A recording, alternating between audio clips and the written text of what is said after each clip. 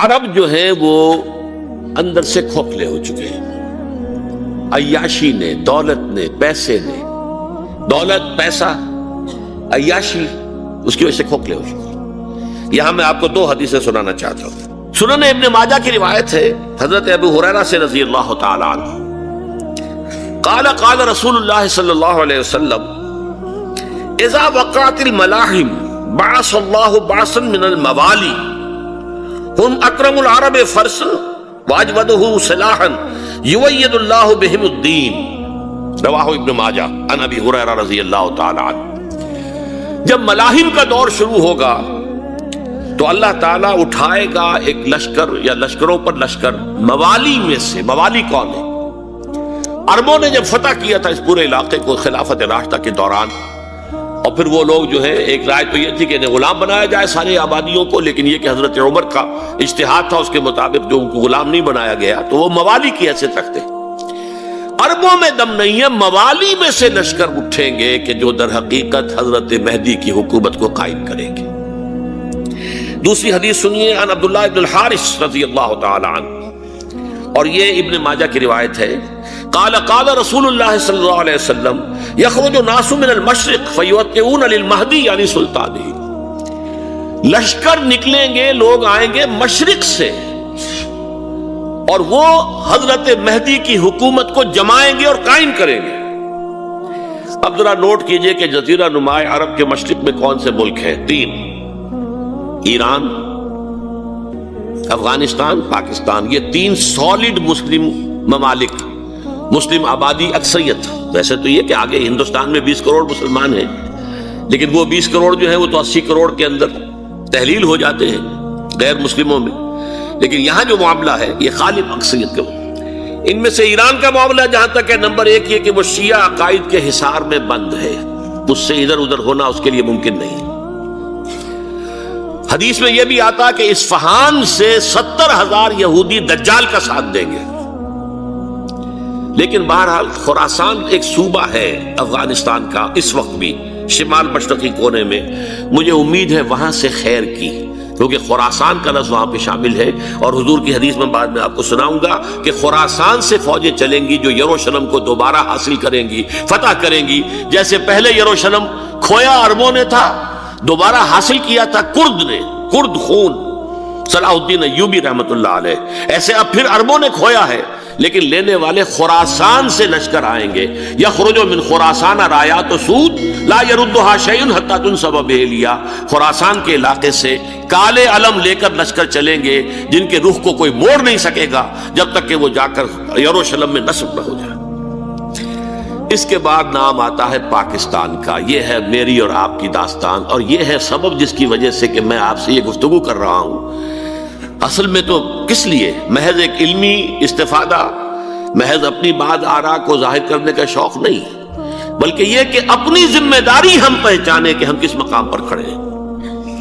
دیکھیے، اس پاکستان کے بارے میں یا ہندوستان کے بارے میں علامہ اقبال نے کہا تھا اپنے ترانہ ملی میں، میرے عرب کو آئی ٹھنڈی ہوا جہاں سے، میرا وطن وہی ہے، میرا وطن وہی ہے۔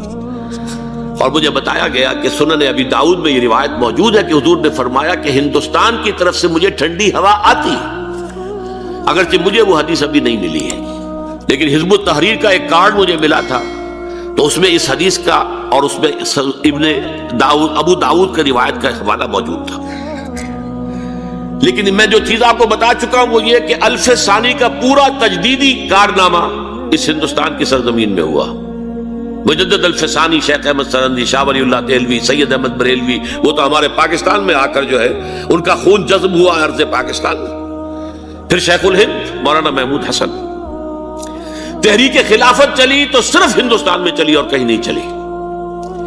آزادی کی تحریک چلی پوری دنیا میں، وہ نیشنلزم کی بنیاد پر چلی، ملے نیشنلزم، عرب نیشنلزم، ترک نیشنلزم۔ ہمارے ہاں چلی تو اسلام کے نام پر، پاکستان کا مطلب کیا؟ لا الہ الا اللہ۔ پھر پاکستان قائم ہوا معجزے کے طور پر، بلکہ نازل ہوا ہے لیلۃ القدر میں، انا انزلناہ فی لیلۃ القدر، جیسے قرآن نازل ہوا لیلۃ القدر میں، یہ پاکستان بھی نازل ہوا لیلۃ القدر میں۔ اس کا برقرار رہنا ابھی تک معجزہ ہے۔ ہندو یہ سمجھتا تھا، کانگریس سمجھتی تھی کہ جھٹپٹ ختم ہو جائے گا، پھر یہ کہ اس کا قرارداد مقاصد کا پاس ہو جانا، مزید بھی اور اضافی دفعات دستور میں آ جانا، اب کمرشل انٹرسٹ کو ربا قرار دے کر حرام قرار دینا، یہ سارے لینڈ مارکس ہیں کہ جو اشارہ کر رہے ہیں کسی چیز کی طرف، معاملہ کدھر جا رہا ہے۔ پھر یہ کہ یہ جو 14ویں صدی کے مجدد تھے شیخ الہند، اس کے بعد سے کچھ ایسی شخصیتیں عظیم پیدا ہوئی ہیں ہند میں، جن کو میں سمجھتا ہوں کہ 14ویں صدی کے مجدد اور 15ویں صدی کے مجدد کے درمیان، یہ 15ویں صدی کے مجدد کی راہ کو سیدھا کرنے والے، جیسے کہ حضرت یحییٰ نے کہا تھا میں تو آنے والے کا راستہ سیدھا کر رہا ہوں حضرت عیسیٰ کے لیے، ایسے ہی 15ویں صدی کے لیے امام مہدی کے لیے راستہ صاف کرنے والے سب سے پہلے علامہ اقبال، جنہوں نے اسلام کا تصور دین کی حیثیت سے دوبارہ زندہ کیا ہے، ورنہ اسلام ایک مذہب کی شکل اختیار کر چکا تھا۔ پھر مولانا مودودی، مولانا ابوالکلام آزاد حکومت الہیہ کے نعرے کے ساتھ میدان میں آئے۔ یہ اقبال نے جو تصور پیش کیا تھا اس پر عملی جد و جہد کے لیے حزب اللہ قائم ہوئی ہے۔ نوٹ کر لیجئے 11 برس کا فرق ہے عمر کا علامہ اقبال کے اور ابوالکلام کے، اور 1913 میں جب حزب اللہ قائم کی ہے اس وقت علامہ اقبال کی ملی شاعری اپنے عروج کو پہنچ چکی تھی۔ پھر یہ کہ علامہ اقبال کے بعد تعمیل جو ہے اس کام کی وہ ابوالکلام نے کی، لیکن روایتی علماء نے کی شدید مخالفت کی وجہ سے وہ بددل ہو کر چھوڑ گئے، کانگریس میں شامل ہو گئے، بساط جو ہے حزب اللہ کی انہوں نے لپیٹ دی۔ پھر مولانا مودودی آئے، انہوں نے وہ ڈور جو ہے اس کا سرا تھاما، جماعت اسلامی قائم کی حکومت الہیہ ہی کے قیام کے لیے، اگرچہ میرے نزدیک یہ کہ وہ انتخابی اور ایک قومی سیاست کی ایک جماعت بن کر پاکستان میں جو ہے دلدل میں پھنس گئی ہے۔ اب ہم اس کی کوشش کر رہے ہیں تنظیم اسلامی اور یہ تحریک خلافت جس کے تحت یہ جلسہ ہو رہا ہے، یہ ساری چیزیں وہ ہیں کہ آپ کو سوائے پاکستان کے اور کہیں نہیں ملے گی پوری دنیا میں۔ معلوم ہوتا ہے کہ پاکستان کو بہت بڑا رول پلے کرنا ہے اس میں، اور اس کے ساتھ اب جمع کر لیجئے افغانستان کی عمارت افغانستان، اسلامی عمارت افغانستان قائم ہو چکی ہے۔ یہ پچھلے 20 سالوں میں جو کچھ وہاں ہوتا رہا ہے اس سے پہلے تصور نہیں ہو سکتا تھا۔ علامہ اقبال کے فرزند بھی دیکھ کر آئے ہیں، تو اگرچہ وہ خود میں سمجھتا ہوں کہ خاصے انہیں آپ لبرل کہیں، آزاد خیال کہیں، لیکن اس درجے متاثر ہو کر آئے تھے کہ انہوں نے یہ کہا افغانستان میں جو میں نے حالات دیکھے ہیں کہ اگر 2-4 اور مسلمان ملکوں کے اندر یہ نظام قائم ہو جائے تو پوری دنیا مسلمان ہو جائے گی۔ یہ سب کچھ کیسے ہو رہا ہے؟ یہ آنے والے دور کی جھلکیاں ہیں۔ Coming events are casting their shadows before. یہ سب بتا رہے ہیں کہ پاکستان افغانستان کو مل کر اس میں کوئی عظیم رول پلے کرنا ہے، اور اس کے ضمن میں اب میں علامہ اقبال کے بارے میں آخری بات کہہ رہا ہوں۔ علامہ اقبال کے بارے میں عام یہ خیال ہے، انہوں نے اپنے خطبات میں مہدی کا اور نزول مسیح کا، حالانکہ میں کل پڑھ رہا تھا مولانا سید احمد اکبر آبادی رحمۃ اللہ علیہ کا ایک مقالہ ان کا کہ علامہ اقبال نے ابن خلدون کے بارے میں یہ کہا ہے کہ مہدی کا اور نزول عیسیٰ کا دونوں کا انہوں نے انکار کیا ہے، حالانکہ ابن خلدون نے نزول عیسیٰ کا انکار نہیں کیا، صرف مہدی کا انکار کیا ہے۔ بہرحال علامہ اقبال نے خطبات میں انکار کیا ہے، لیکن یہ کہ اپنی شاعری کے اندر میں چیلنج کرتا ہوں کسی بڑے سے بڑے اقبال شناس کو، ان کا یہ شعر ذرا سنیے: خضر وقت از خلوت دشت حجاز آید بروں، کارواں زی وادی دور و دراز آید بروں۔ خضر وقت، امام وقت، رہنمائے وقت، قائد وقت، خلوت دشت حجاز، حجاز کی صحرا کی کسی خلوت گزینی سے نکل کر باہر آئیں گے۔ میں حیران ہوتا ہوں علامہ کے اس فکر پر اور اس مصرے پر۔ یہاں انہوں نے شیعہ اور سنی دونوں کے کانسیپٹ جمع کر دیے۔ شیعہ کا کانسیپٹ یہی چھپے ہوئے کسی غار میں وہاں سے برآمد ہوں گے، اور ہمارا کانسیپٹ میں ام سلمہ رضی اللہ تعالیٰ عنہ کی حدیث سنا چکا، چھپے ہوئے ہوں گے وہ وہاں پر، مدینے سے نکل کر آ کر مکے میں چھپ جائیں گے۔ اس خانہ جنگی کی حالت میں لوگ ان کی طرف دیکھ رہے ہوں گے، سوچتے ہوں گے انہیں میدان میں آنا چاہیے، کوئی پارٹ پلے کرنا چاہیے، امت کی رہنمائی کرنی چاہیے، لیکن وہ چھپیں گے، وہ کارے ہوں گے، وہ اس ذمہ داری کو قبول نہیں کرنا چاہیں گے، جا کے چھپ جائیں گے مکے میں، وہاں سے مکے والے انہیں نکالیں گے، اور وہ کارے ہوں گے، انہیں بالکل یہ پسند نہیں ہوگا کہ یہ ذمہ داری اٹھائیں۔ تو خضر وقت از خلوت دشت حجاز آیت بروں، کارواں زی وادی دور و دراز آیت بروں۔ کارواں جو چلے گا ان کی مدد کے لیے اس وادی دور و دراز، اس زی عظیم وادی دور و دراز، یہ وادی سندھ ہے۔ وادی سندھ جو ہے ہم سمجھتے ہیں کہ صرف یہ پاکستان اور پنجاب جو ہے یہ اس میں شامل ہے، سندھ اور پنجاب نہیں، افغانستان کا پورا مشرقی علاقہ اس میں شامل ہے۔ جیسے دریائے جہلم سندھ میں جا رہا ہے، جیسے دریائے گلگت سندھ میں آ کر ملتا ہے، جیسے دریائے چناب اور راوی اور جہلم اور یہ سب جا رہے ہیں اور آ رہے ہیں، اسی طرح دریائے کابل کہاں سے آ رہا ہے، دریائے گومل کہاں سے آ رہا ہے، ٹوچی کہاں سے آ رہا ہے، یہ سارا جو ہے ڈرین جو ہو رہا ہے ایسٹرن جو ہے پارٹ آف افغانستان، یہ سب وادی ہے۔ اس وادی کے یہ دو حصے ہیں، ایک حصہ جو ہے یہ ادھر پاکستان میں ہے اور اسی وادی کا دوسرا حصہ جو ہے وہ افغانستان میں ہے۔ کارواں زی وادی دور و دراز آیت بروں، کارواں چلے گا یہاں سے، یخرج ناس من المشرق یؤتون للمہدی، یعنی سلطان ہی مشرق سے فوجیں چلیں گی کہ جو مہدی کی حکومت قائم کریں گی، اور یخرج من خراسان رایات و سود، اور خراسان سے سیاہ پرچم چلیں گے کہ جن کا رخ کوئی موڑ نہیں سکے گا، حتیٰ تنصب بیلیا، یہاں تک کہ وہ جا کر یروشلم کے اندر نصب ہو جائیں گے۔ حضرات، میں ایک میری گفتگو کا حصہ باقی تھا لیکن میں اسے چھوڑ رہا ہوں، اس لیے کہ گلوبلائزیشن جو اس کی ہوگی، جو خلافت علی منہاج النبوہ کی تجدید کامل حضرت مہدی کے ہاتھوں عرب میں ہوگی، اس سے پہلے اس کے لیے محنت، کوشش، جد و جہد پاکستان اور افغانستان میں ہو چکی ہوگی جو اسے سپورٹ کرے گی اور وہاں جا کر حکومت قائم کرے گی۔ اس کے بعد گلوبلائزیشن کا جو مرحلہ اس کا ہے وہ حضرت مہدی کے ہاتھوں نہیں ہے، وہ حضرت عیسیٰ ابن مریم ان کے نزول کے بعد ہے، جن کے نزول کے بعد دجال کا خاتمہ ہوگا اور یہودیوں کا استحصال ہوگا۔ مسلمانوں پر بھی بڑی تکالیف عربوں پر آئیں گی، شدائد آئیں گے، لیکن یہ وہ میں حصہ ملتوی رکھتا ہوں کسی دوسری محفلوں، کسی دوسری مجلس اور نشست پر۔ اب میں آپ کو ذرا اس جو انسانوں میں سے انسان دشمنی کا جن کا سب سے بڑا رول ہے، میں ان کی 2000 سالہ تاریخ کا آپ کے سامنے نقشہ رکھنا چاہتا ہوں۔ ان 1400 سال کا تو میں نے صرف 4 آپ کو پوائنٹس بتائے۔ موسیٰ سے عیسیٰ تک 1400 برس علیہ الصلوۃ والسلام، 2 مرتبہ عروج، 2 مرتبہ زوال، اشیریوں کے ہاتھوں پٹوائی، بابلیوں کے ہاتھوں پٹانا، گریکس کے ہاتھوں مرمت، رومنس کے ہاتھوں مرمت۔ یہ جو 2000 سال ہے، کیونکہ اب تو ظاہر بات ہے 21ویں صدی شروع ہو گئی، 20 صدیاں حضرت مسیح کو پوری ہو گئی۔ پہلی بات نوٹ کیجئے، حضرت مسیح کی پیدائش ہے سن 1 قبل مسیح۔ یہ نقطہ آپ نے کبھی سنا ہے یا نہیں؟ جب ملینیم کا سلسلہ شروع ہوا تھا پچھلے سال، تو میں نے بیان کر دیا تھا کہ ایک عجیب حساب کے اندر انہوں نے غلطی کی ہوئی ہے۔ حضرت مسیح کی پیدائش ہوئی 25 دسمبر کو، سن انہوں نے شروع کر دیا، اس کے بعد جنوری آئی تو پہلا سال شروع ہو گیا۔ اگر جنوری سے پہلا سال شروع ہوا تو یہ 6 دن جو ہے تو اس کے پچھلے سال میں تھے، لہذا کہا جائے گا کہ Jesus Christ was born 1 year before Christ, BC۔ تو 1 قبل مسیح میں حضرت مسیح کی پیدائش ہوئی۔ یہ آخری اسرائیلی نبی اور رسول، یہودی علماء کی مخالفت، دشمنی، سولی پر چڑھوا دینا میں بیان کر چکا ہوں۔ سن 33 عیسوی میں، جبکہ حضرت مسیح کی عمر 33 برس تھی، اللہ تعالیٰ نے انہیں زندہ آسمان پر اٹھا لیا، لیکن یہودیوں نے اپنے خیال کے مطابق انہیں سولی پر چڑھوا دیا، ان کی موت واقع ہو گئی۔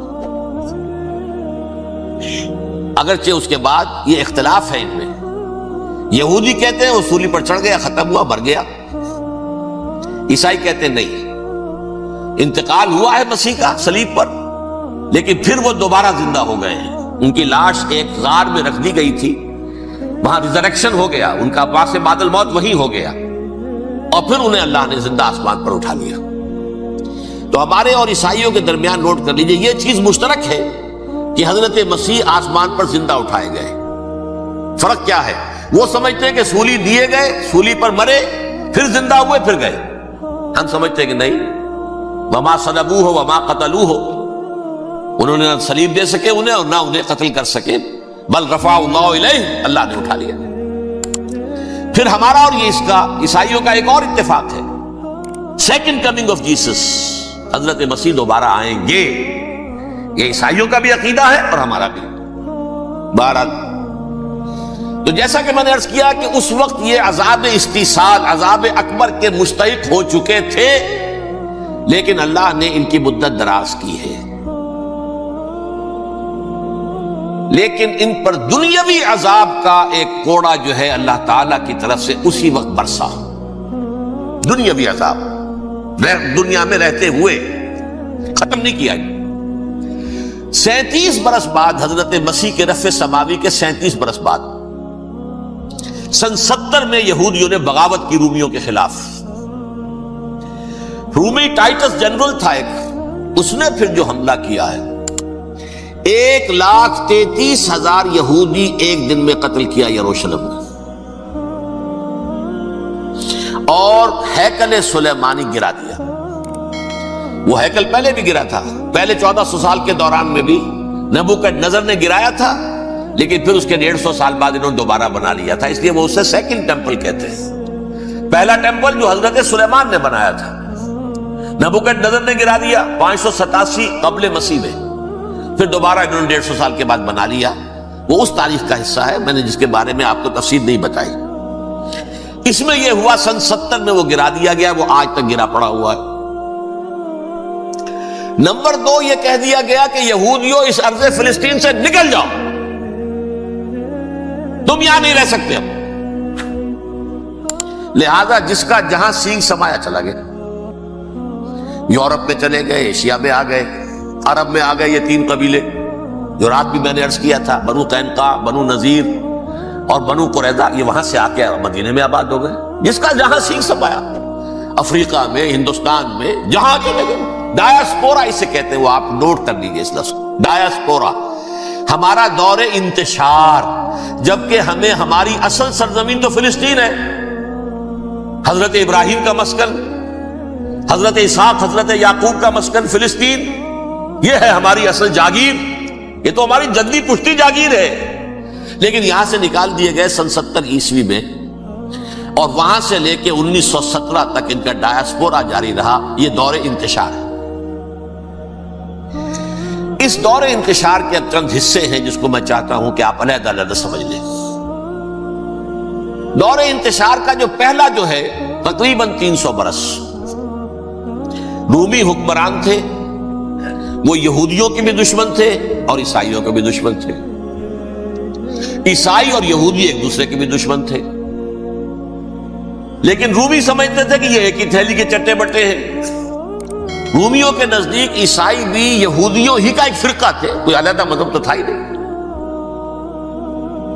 لہذا رومی جو ہیں رومنز، وہ ان دونوں کو ستاتے تھے، مارتے تھے، اور یہ آپس میں لڑتے تھے. یہودی عیسائیوں کو مارتے تھے، عیسائی یہودیوں کو مارتے تھے. یہ ہے 300 برس تک کی تاریخ. سن 300 عیسوی میں کیا ہوا؟ ایک معجزہ ہو گیا. بہت عظیم ایمپرر کانسٹینٹائن، قسطنطین اعظم، رومن ایمپررز میں سے بہت بڑا ایمپرر، وہ عیسائی ہو گئے. اب تو معاملہ بالکل تلپٹ ہو گیا، پوری سلطنت عیسائی ہو گئی. اب عیسائیوں کے عیش ہو گئے اور یہودیوں پہ مار پڑنی شروع ہوئی. اب عیسائیوں کا آپ خود سوچئے کہ جنہیں وہ خدا بنا بیٹھے ہیں، خدا کا بیٹا قرار دے رہے ہیں، ان کے قاتل کون؟ یہودی بدماش. لہذا ان کی وہ پٹائی شروع ہوئی ہے یورپ میں، پوری رومن امپائر میں. انہیں ذلیل کیا گیا، شہروں میں آمد بند، علیحدہ رہو، گھیٹوز کے اندر رہو. یہودی کا نام جو ہے وہ گالی بن گیا، جیسے آج بھی یہودی گالی کہتے ہیں، جیسے خنزیر کا لفظ. آخر وہ بھی اللہ کی مخلوق ہے، لیکن آپ کو معلوم ہے کوئی شخص زبان پہ نام نہیں لانا چاہتا خنزیر کا، سور کا. ہے تو مخلوق وہ بھی ایک حیوان ہے. ایسے ہی یہ یہودی گالی، جیوٹ گالی. لہذا ایک طرف تو ان دونوں کے درمیان دشمنی، جس کو قرآن کہتا ہے وَأَغْرَيْنَا بَيْنَهُمُ الْعَدَاوَةَ وَالْبَغْضَاءَ، ہم نے ان کے مابین دشمنی جو ہے پیدا کر دی ہے. اور جب یہ پوری سلطنت عیسائی ہو گئی تو قافیہ تنگ ہو گیا یہودیوں کا. اب آئیے 571 عیسوی، یعنی جبکہ ڈائسپورا کو کتنا عرصہ ہو چکا تھا؟ 500 برس. سن 70 سے شروع ہوا نا ڈائسپورا، جب ٹائٹس نے گرایا ہے ہیکل کو اور نکال باہر کیا انہیں فلسطین سے، بھاگ جاؤ یہاں ایک یہودی بھی نہیں رہے گا، فلسطین سے نکال دیے گا. اس کے پورے 500 برس بعد سن 571 عیسوی میں حضور کی پیدائش ہوئی، ولادت با سعادت محمد رسول اللہ صلی اللہ علیہ وسلم. 610 میں آپ پر وحی کا آغاز ہوا. لیکن حضور کے ساتھ ان کا معاملہ کیا رہا؟ اول تو جبکہ حضور ابھی مکے ہی میں تھے، یہودیوں نے ریشہ دوانیاں شروع کر دی حضور کے خلاف. قریش مکہ کو سکھاتے تھے، پڑھاتے تھے، ان سے یہ پوچھو، ان سے یہ پوچھو، انہیں اس طرح تنگ کرو، ان سے یہ امتحان لو. یہ آپ کے علم میں سورہ بنی اسرائیل میں، سورہ کہف میں وہ سوالات جو امتحانی سوالات آئے تھے، ذوالقرنین کون تھا، اصحاب کہف کون تھے، تم رسول بنے پھرتے ہو تو بتاؤ، اور یہ روح کی حقیقت کیا بتاؤ. یہ ساری ریشہ دوانیاں کر رہے تھے بیٹھے ہوئے ابھی وہیں پر. حضور ابھی پہنچے بھی نہیں. ہجرت فرما کر حضور تشریف لے آئے تو حضور نے، جسے ماسٹر سٹروک کہا جائے گا، یعنی اسٹیٹس مین شپ کا ماسٹر سٹروک، آپ نے مدینے میں آتے یہودیوں کے ساتھ پیکٹ کر دیا، جوائنٹ ڈیفنس پیکٹ آف مدینہ، کہ اگر مکے والے ہم پر حملہ کریں گے تو ہم مل جل کر ایک قوم کی حیثیت سے مقابلہ کریں گے. یہ میثاق مدینہ کہلاتا ہے، جس کے بہت غلط معنی پہنائے جا رہے ہیں آج کل. بہرحال میں موضوع میرا چونکہ یہ نہیں، میں ادھر نہیں جاؤں گا. لیکن ہوا کیا؟ ہر مرتبہ یہ خیانت کے مرتکب ہوئے. ان نے جو عہد کیے تھے ان سے پھرے، اندر ہی اندر سازش، ریشہ دوانی، حضور کی بدترین دشمنی.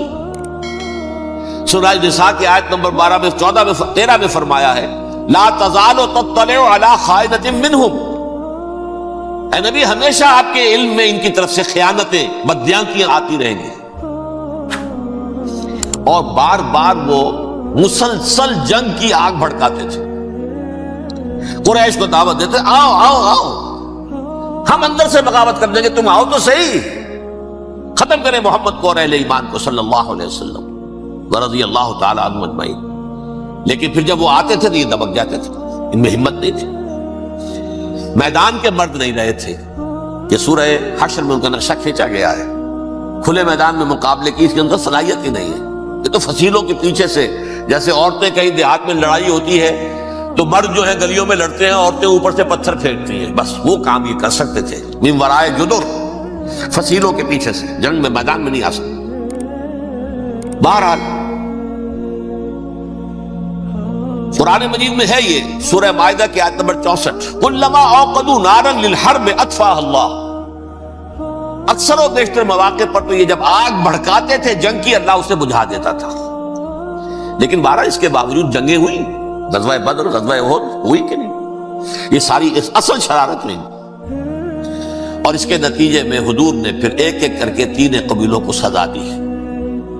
غزوہ بدر کے فوراً بعد بنو قینقاع نکالے گئے مدینے سے، غزوہ احد کے فوراً بعد بنو نذیر نکالے گئے، اور غزوہ احزاب کے بعد بنو قریظہ نکال دیے گئے. یہ تو میں نے آپ کے سامنے رکھ دیا صرف حضور کے زمانے میں ان کا کیا رویہ رہا. دشمن، رات بھی ہم نے وہ آیت پڑھی تھی، لَتَجِدَنَّ أَشَدَّ النَّاسِ عَدَاوَةً لِلَّذِينَ آمَنُوا الْيَهُودُ وَالَّذِينَ أَشْرَكُوا.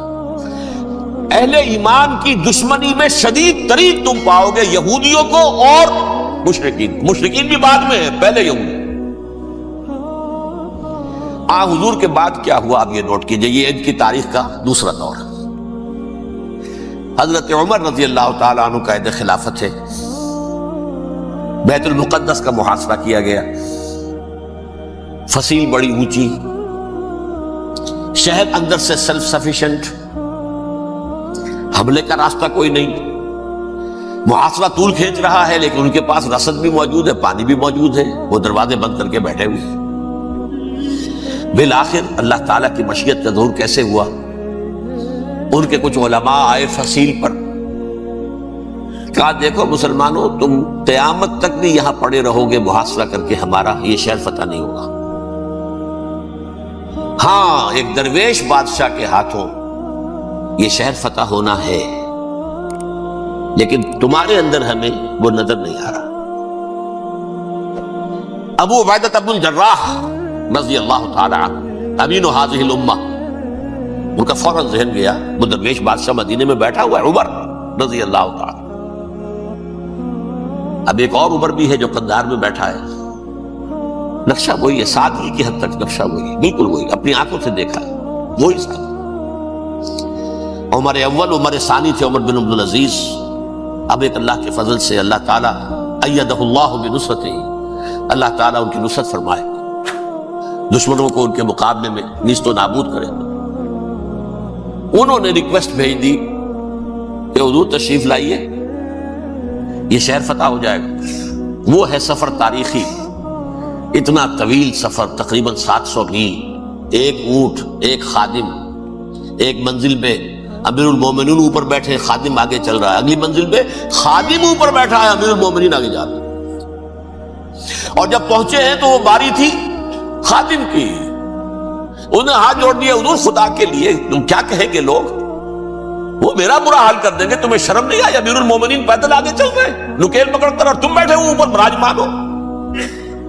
حضرت عمر فرمایا دورو دورک، نہیں باری تمہاری ہے، بیٹھ۔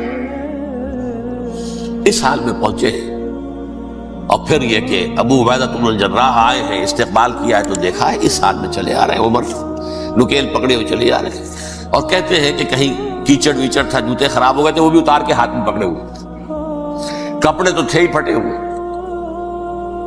انہوں نے کہا بھی حضرت ابو عبیدہ نے، دیکھیے یہ بڑا متمدن ملک ہے، بڑا مہذب علاقہ ہے یہ، آپ ذرا حلیہ اپنا دوست فرما لیں تب جا کے پیش ہم آپ کو کریں گے۔ آپ نے فرمایا نحن قوم اعزنا اللہ بالاسلام، ہم وہ قوم ہیں جنہیں اللہ نے عزت دی ہے اسلام کے ذریعے سے، کپڑوں کے ذریعے سے نہیں، دولت کے ذریعے سے نہیں۔ اسی حال میں گئے ہیں، اوپر سے انہوں نے کھڑے ہو کر نشانیاں دیکھی ہیں، اپنی کتابیں کھولی، ہاں یہ وہی ہے، اچھا لو جی سرنڈر، شہر تمہارے ہاتھ۔ خون کا ایک قطرہ نہیں بہا اور بیت المقدس فتح ہو۔ لیکن اس وقت حضرت عمر نے ایک نرمی یہ کی کہ یہودیوں کے لیے بھی اسے اوپن سٹی قرار دے دیا۔ یہ احسان عظیم حضرت عمر کا، اس سے پہلے یہودی آ ہی نہیں سکتا تھا، داخل ہی نہیں ہو سکتا تھا، وہاں وہ آ کر وزٹ نہیں کر سکتا تھا، زیارت نہیں کر سکتا تھا اپنے مقدس مقامات کی۔ حضرت عمر نے یوں سمجھیے کہ تقریباً 550 برس کے بعد ان کے لیے راستہ کھولا ہے کہ ہاں تم آ سکتے ہو، زیارت کر سکتے ہو۔ لیکن یہ عیسائیوں نے لکھوایا معاہدے کے اندر، انہیں یہاں آپ آباد ہونے کی اجازت نہیں دیں گے، لیکن کم وزٹ دی پلیسز، دیکھیں زیارتیں کریں اور جائیں۔ یہ معاہدہ حضرت عمر کا ہے رضی اللہ تعالیٰ عنہ، جو پھر خلافت راشدہ کے بعد بنو امیہ نے بھی اس کو آنر کیا، بنو عباس نے کیا، پھر جو ہمارے یہ ترکوں میں اندر خلافت آئی تو ترک خلفاء نے بھی اس معاہدے کی پوری پابندی کی۔ فلسطین میں آ سکتے ہیں یہودی صرف زائرین کی حیثیت سے، وہاں آباد نہیں ہو سکتے۔ اب آئیے اگلا دور آیا حضرت عثمان کا دور خلافت۔ یہ ہے وہ وقت کہ اب یہود نے امت مسلمہ کی پیٹھ میں چھرا ٹھوکا۔ وہ کیسے؟ ایک یہودی عبداللہ ابن سبا اسلام کا لبادہ اوڑھ کر آ گیا، معاشرے کا جائزہ لے لیا، ان میں بنو ہاشم اور بنو امیہ میں جو پرانی کشاکش تھی اس کے کچھ نہ کچھ جراثیم باقی ہیں، اگر ان کو ذرا بھڑکا دے تو مسلمانوں میں انتشار پیدا ہو جاتا۔ کہا یہ عثمان کون ہے؟ یہ تو بنو امیہ میں سے ہے، یہ حق تو بنو ہاشم کا ہے، خلافت ان کے پاس ہونی چاہیے، محمد کے تو رشتہ دار وہ ہے صلی اللہ علیہ وسلم۔ عوام الناس کے اندر بات پھیلنی شروع ہوئی، پھر ایک بڑی سازش کے انداز میں حضرت عثمان کے خلاف پروپیگنڈا، حضرت عثمان کے جو عاملین تھے، گورنر تھے، ان کے خلاف پروپیگنڈا، اور ایسی ہوشیاری کرتے تھے کہ کوفے میں کوفے کے حاکم کے خلاف کچھ نہیں کہنا، اجی مصر میں یہ ہو رہا ہے، اجی شام میں یہ ہو رہا ہے، اجی یہ جو عثمان ہے وہ یہ کر رہا ہے، یہ ظلم ہو رہا ہے، یہ لوٹ مار ہو رہی ہے، یہ خیانتیں ہو رہی ہیں۔ اب نہ تو اس زمانے میں مینز آف کمیونیکیشن، کیسے تصدیق کریں؟ افواہیں تو آپ آج کراچی کے اندر شروع ہو جائے تو پتہ نہیں چل سکتا کسی کو کہ کیا اس میں صداقت ہے کیا جھوٹ ہے۔ اور بری بات جو ہے فطرت انسانی کی کمزوری ہے وہ فوراً قبول کرتا ہے. کسی کے بارے میں اچھی بات ماننے کو تیار نہیں ہوتا لیکن بری بات تو فوراً تیار. بہرحال یہ فتنہ انہوں نے اٹھایا، حضرت علی کی الوہیت کا فتنہ اٹھایا، حضرت عثمان کے خلاف الفتنۃ الکبریٰ برپا کیا. حضرت عثمان شہید ہوئے. اس کے بعد 5 برس تک مسلمان ایک دوسرے کی گردنیں کاٹتے رہے، باہمی خانہ جنگی ہوئی. امت کو وہ زخم لگایا ہے جو آج تک جس سے خون رس رہا ہے. یہ شیعان عثمان اور شیعان علی تھے جو بعد میں پھر سنی اور شیعہ ہوئے اور آج تک ہی. فتنہ کس نے جگایا؟ ایک عبداللہ ابن سبا یہودی اور اس کے کارندے، شیطان کا ایجنٹ، اور انسانوں میں سے بھی اس کے جو بھی حواریین تھے اور شیطانوں کے اندر سے بھی تھے، انہوں نے بھی اس آگ کو بھڑکایا. یہ آپ سوچ لیجئے کہ یہ کس نے وہ زخم لگایا؟ یہودی. اگلا دور آیا، خلافت راشدہ ختم ہوئی، بنو امیہ کا بھی دور کافی گزر گیا. طارق ابن زیاد 712 عیسوی میں حملہ کرتے ہیں اسپین پر. اسپین اس وقت عیسائیت کا بہت بڑا گڑھ، بڑے کٹر ترین عیسائی جو ہے وہ اسپین میں تھے. لہذا یہودیوں کی وہاں بہت پٹائی ہوتی تھی، بہت پٹائی ہوتی. یہ میں بتا چکا ہوں، دشمنی تھی ان کی تو چلی آ رہی تھی عیسائیوں کے ہاتھوں یہودیوں کی. وہ تو سن 300 عیسوی سے ایمپرر کانسٹنٹائن کے بعد سے شروع ہو گئی تھی. اس حوالے سے یہودیوں نے اس وقت چالاکی یہ برتی، کچھ راستے واسطے بتائے، کچھ مدد کی طارق ابن زیاد کی. طارق ابن زیاد نے انہیں اپنا محسن سمجھا. ہسپانیہ فتح ہو گیا تو یہودی چونکہ محسنین کی فہرست میں آ چکے تھے، انہیں بہت اقتدار نصیب ہوا. بڑی سپورٹ مسلمانوں نے دی. ان کے بڑے بڑے علماء جو اسی دور کے اندر پیدا ہوئے، بڑے بڑے تھنکرز ان کے اسی دور میں پیدا ہوئے. بن گوریون جو کہ ایک وزیر اعظم تھا اسرائیل کا، اس نے یہ لکھا ہے اپنی کتاب میں، Muslim Spain was the golden era of our diaspora. وہ ڈائسپورا جو 70 عیسوی سے شروع ہوا تھا اور 1917 عیسوی تک جاری رہا ہے، اس میں سے گولڈن ایرا ہمارا جو تھا وہ مسلم اسپین تھا. اسپانیہ میں بیٹھ کر ہم نے عیش کیے.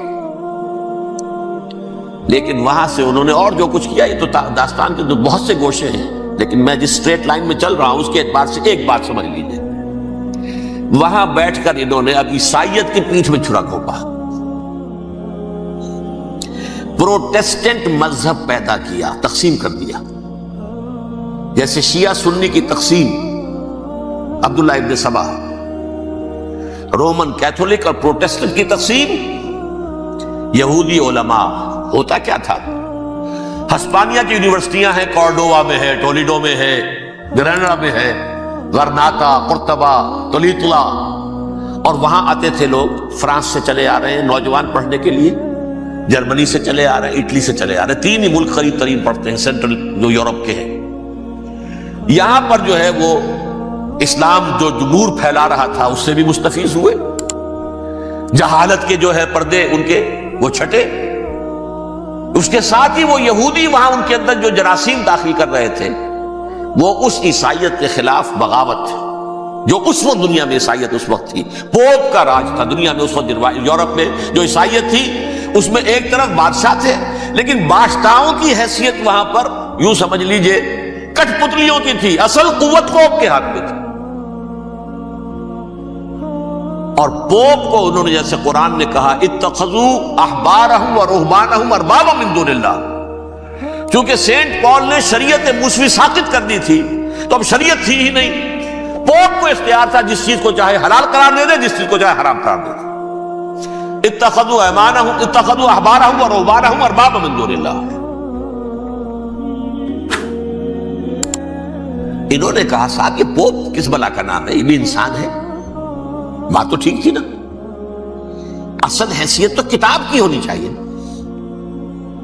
ڈیوائن بک، دی ریویلڈ اسکرپچر.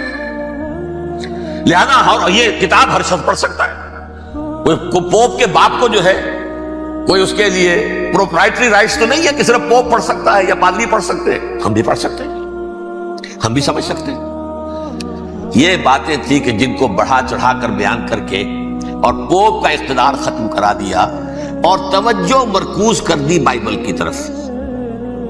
اب بائبل میں بڑا حصہ تو اولڈ ٹیسٹامنٹ کا ہے. نتیجہ کیا ہوا؟ یہود کی عظمت پروٹیسٹنٹس کے نزدیک مسلم ہو گئی. اصل قوم تو یہ ہے. وہ دشمنی بدلی کہ نہیں بدلی؟ موسیٰ کے امتی یہ ہے، تورات موسیٰ کو دی گئی، ابراہیم کی نسل یہ ہے. لہذا وہ جو دشمنی تھی، جو عداوت تھی کہ ہمارے خدا کو سولی چڑھانے والے ہیں یہ بدماش، اس کا ازالہ ہوا. اس پروٹیسٹنٹ مذہب کے نتیجے میں یہ میں اب آپ کو بتاتا ہوں کہ ایک نتیجہ وہ نکلا ہے جسے برٹرنڈ رسل نے بیان کیا ہے. اس کی کتاب ہے ان پریز آف آئیڈلنس، صفحہ 108. وہ لکھتا ہے the Christians retaining the Judaic belief in special revelation added to it the Roman desire for worldwide domination and the Greek taste for metaphysical subtleties. The combination produced the most fiercely persecuting religion that the world has yet known. یہ تین چیزیں آ کر عیسائیت میں مل گئی. ایک تو جب یہ اولڈ ٹیسٹامنٹ جو ہے وہ ان کے ہاتھ میں آ گئی، اور اس کے میں کچھ آپ کو بتا دیتا ہوں کہ اولڈ ٹیسٹامنٹ کی تعلیمات، کیونکہ یہ اولڈ ٹیسٹامنٹ جو ہے یہ محرف تھی. اصل تورات تو گم ہو گئی تھی 587 قبل مسیح میں، جب پہلی مرتبہ ہیکل جو ہے تباہ ہوا ہے، اس وقت ختم ہو گئی تھی. اس کے کوئی 150 سال کے بعد انہوں نے یادداشتوں سے مرتب کر کے لکھی ہے. اب اس میں ان کے اپنے خیالات، اپنے امانی، اپنی توجیحات وہ شامل ہو گئی.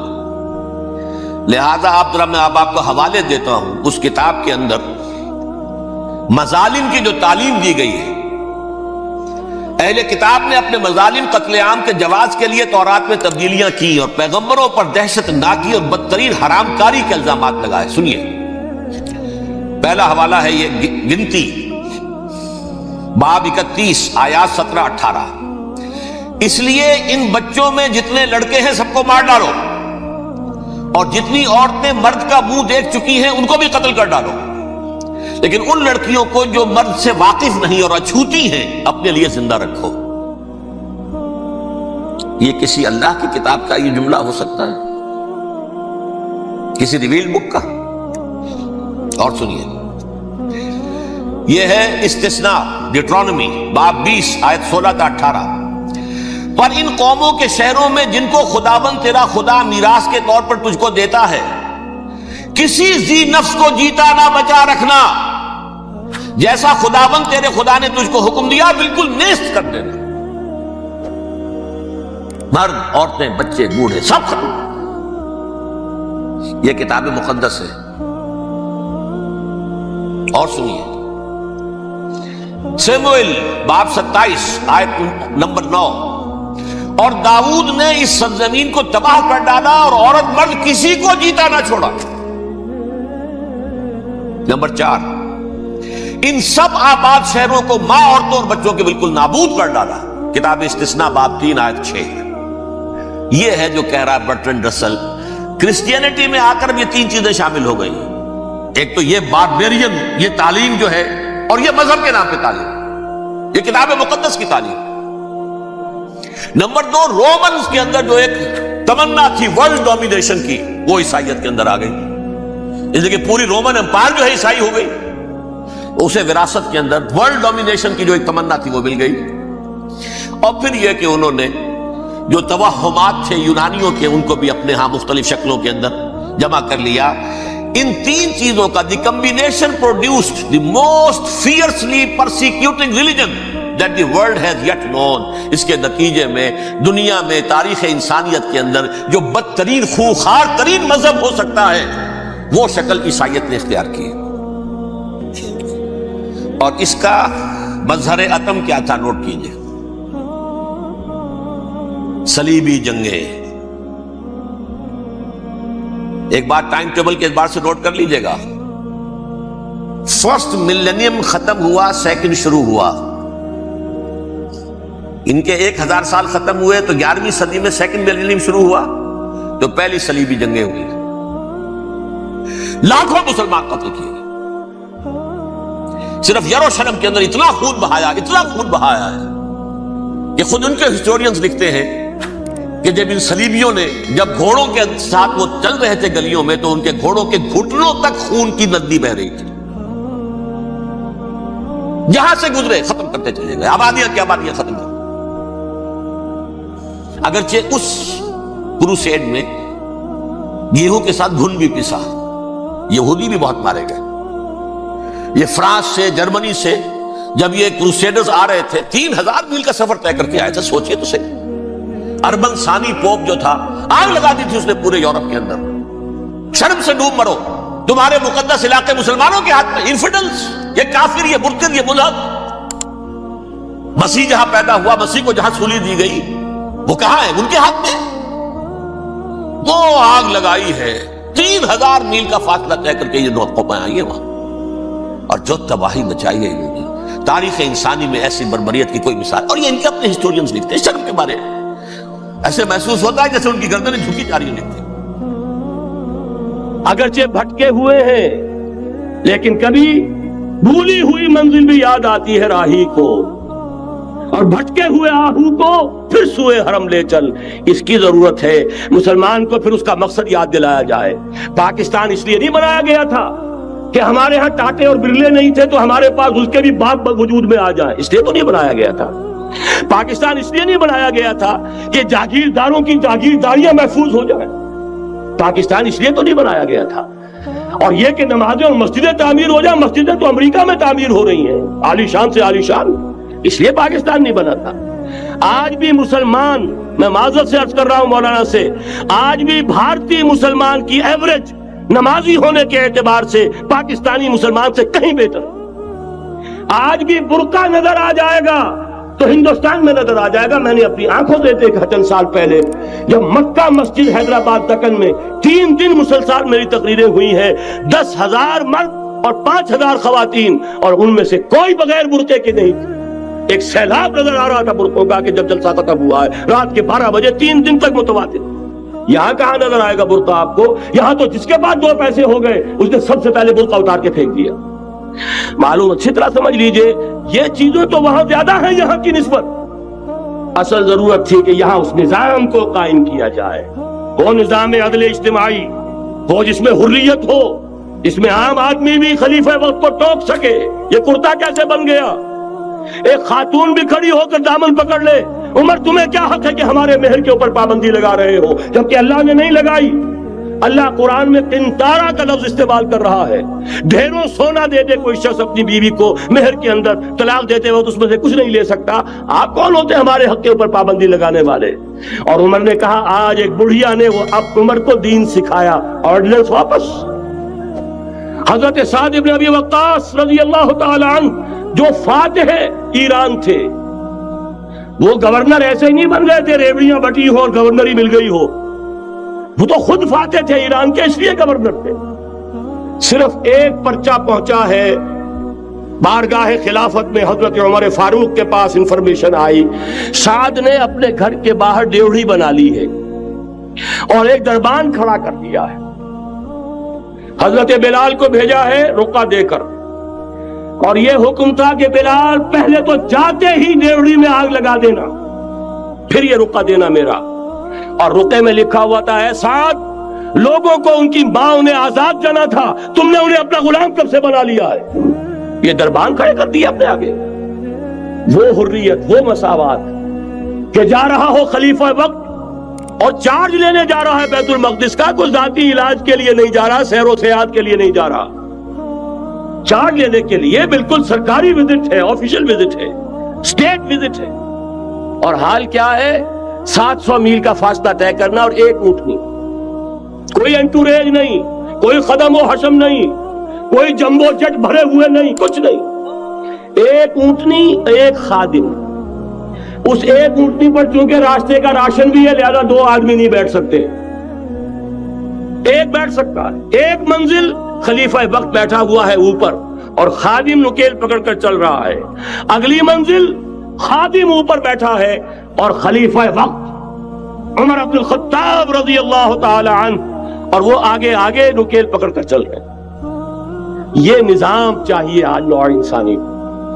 اس کے انتظار میں، اس کی تلاش میں نوع انسانی نے کتنے تجربے کر لیے، کیسی چھلانگیں لگائیں، ملوکیت ختم کی، آسمان سے گرا کھجور میں اٹکا، جمہوریت آئی نام نہاد، لیکن وہ سرمایہ دارانہ نظام بن کر آگے سے بڑھ کر لعنت بن گئی۔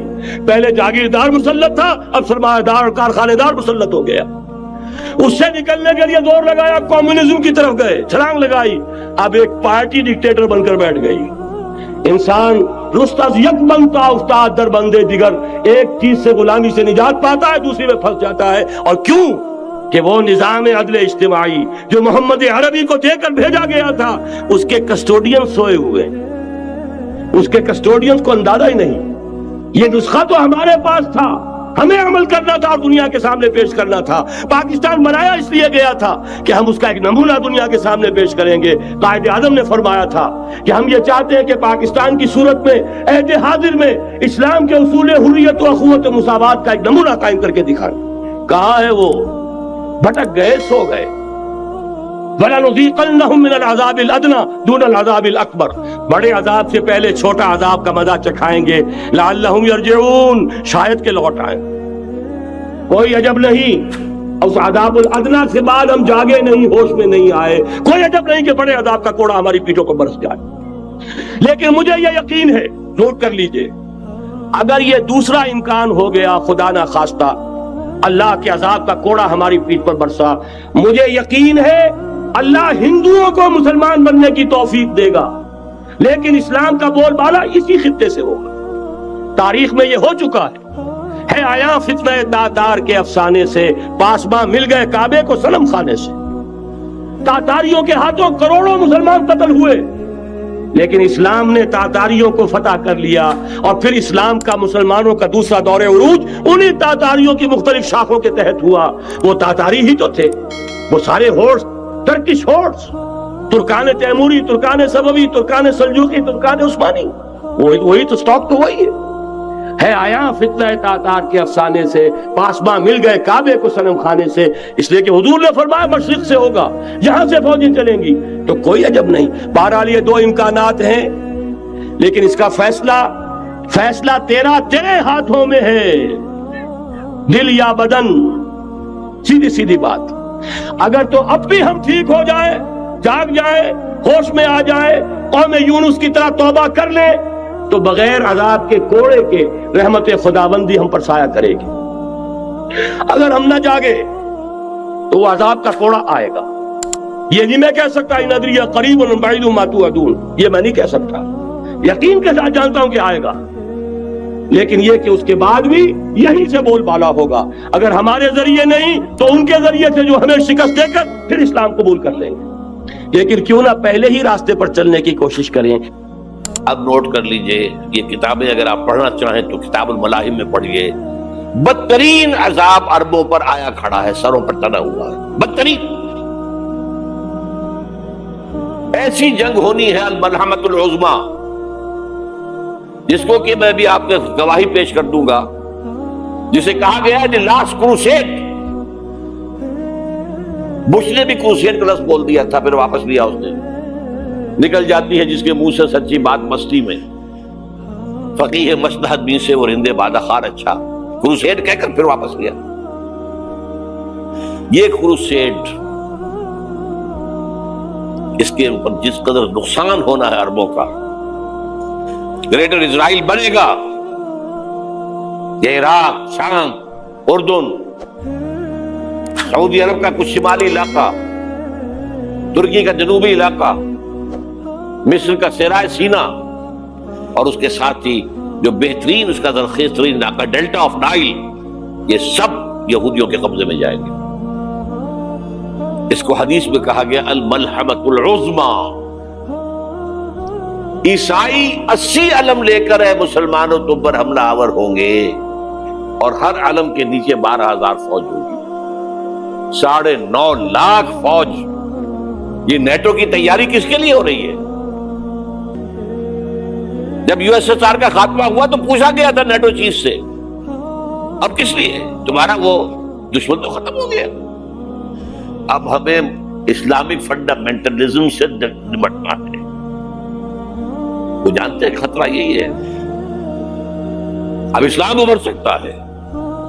مسلمانوں کے سینوں کے اندر وہ آگ ہے. اوپر خاک اس طرح آ گیا ہے تمہیں اٹھانا بیٹھنا یہ اندر سے انگارا ہے, اوپر سے راکھ ہے, اسے دھوکہ نہ کھا جانا ان کے دلوں کے اندر. اور بش نے کہا تھا مسلمان چاہتے ہیں کہ ہسپانیہ سے لے کر انڈونیشیا تک نظام خلافت قائم کریں.